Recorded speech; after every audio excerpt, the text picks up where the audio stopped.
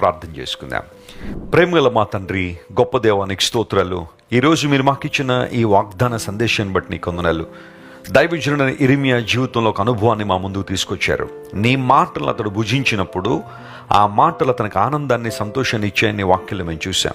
ఎందుకంటే నువ్వు సైన్యములకు అధిపతి అయిన దేవుడు, మమ్మల్ని పేరు పెట్టి పిలిచిన దేవుడు గనుక నీకు స్తోత్రాలు. నీ పేరు పెట్టబడిన జనాంగంగా మమ్మల్ని సిద్ధపరిచావు ప్రభువా, నీకు వందనాలు.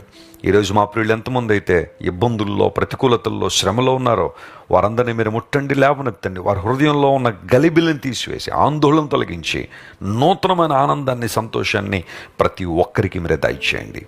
నీ మంచితనాన్ని ప్రతి ఒక్కరూ అనుభవించినట్లుగా కృప చూపించండి.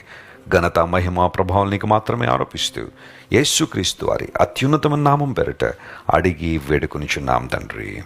Amen, amen. God bless you dear friends. Have a wonderful